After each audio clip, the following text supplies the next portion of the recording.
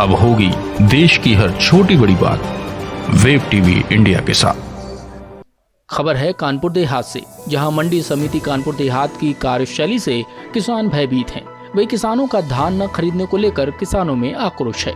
इसी बात को लेकर एफसीआई के राहुल श्रीवास्तव ने भी गंभीर आरोप मंडी समिति के सचिव के ऊपर लगाए हैं। यहाँ पे भारतीय खाद्य निगम का जो देहात में पैडी परचेज सेंटर है वो सिर्फ एक है, जो कि रूरा मंडी में खोला गया है।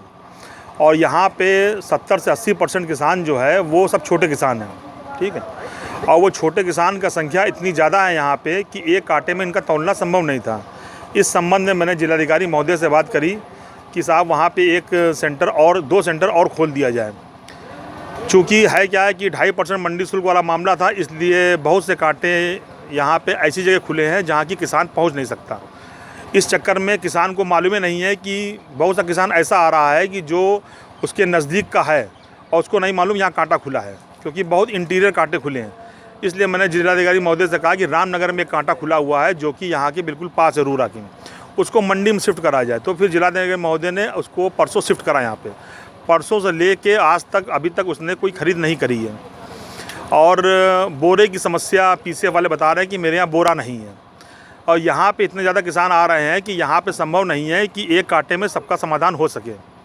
इस संबंध में मुझे बहुत सी दिक्कतों का सामना करना पड़ा। नंबर 1 दिक्कत ये हुई कि मंडी सचिव द्वारा मुझे जो है यहाँ की बिजली उपलब्ध नहीं कराई गई। मैंने उनसे कहा कि 2.5% मैं शुल्क आपको दे रहा हूँ, मुझे लाइट उपलब्ध कराई जाए।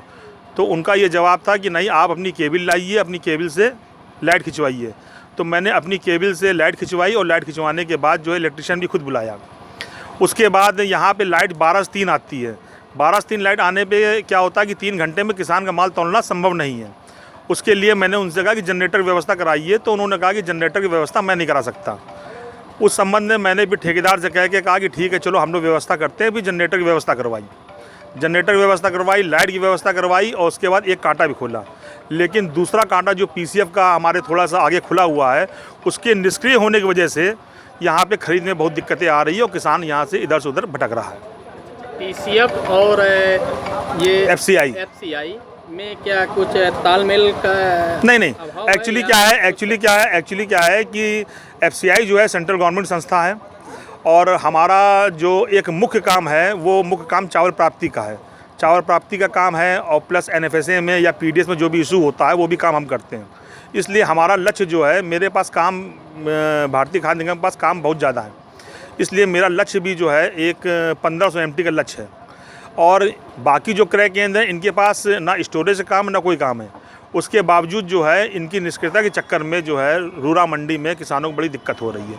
अगर वो अपना केंद्र सुचारू रूप चालू कर दें तो जितनी भी ट्राली खड़ी हुई हैं वो काफ़ी कुछ काम बढ़ जाए। तो काम में मेरे ख्याल से 1 महीने के अंदर, 1 या 1.5 महीने के अंदर छोटे किसान जितने भी हैं सबका धान तुल जाएगा। यहाँ किसानों के नाम कुछ संदेश आपका? कि मेरा किसान भाइयों से बस एक ही संदेश है कि किसी बिचौलियों चक्कर में ना पड़ें।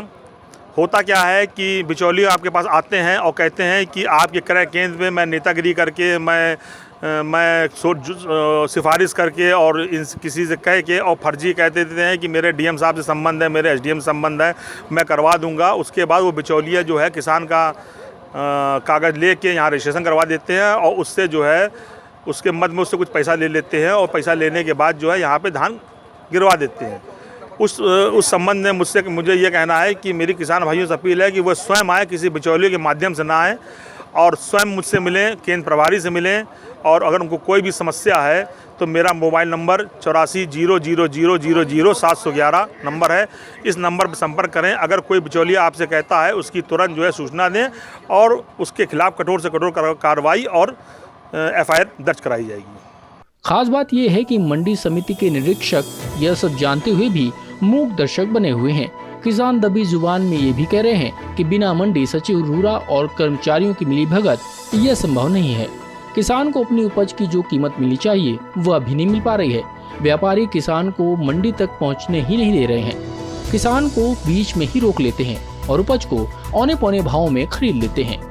इतना ही नहीं, मोल के साथ साथ किसान को तौल में भी मारा जा रहा है। क्षेत्र के हजारों किसान इस तरह से ठगी का शिकार हो रहे हैं।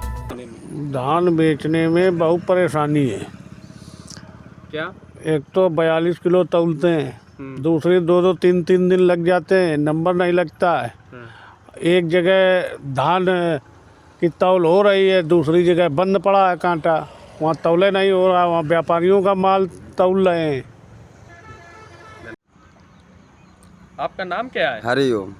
मंडी समिति रूरा में आपको क्या क्या परेशानी होती है? अरे वहाँ धान ले जाते हैं तो वहाँ पे 2-2 3 दिन लग जाते हैं, वहाँ हमारा नंबर भी काट देते हैं, व्यापारियों का माल तौलते हैं।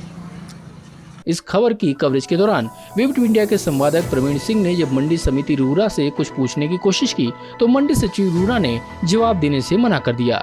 गेट पास की लिस्ट के बारे में पूछने पर गुस्से में आकर उड़कर चले गए। मंडी सचिव रूरा द्वारा लाखों रुपए के राजस्व की चपत लगाई जा रही है, वहीं किसान दर दर भटक रहे हैं। वेब टीवी इंडिया के लिए यूपी के कानपुर देहात से प्रवीण सिंह की रिपोर्ट।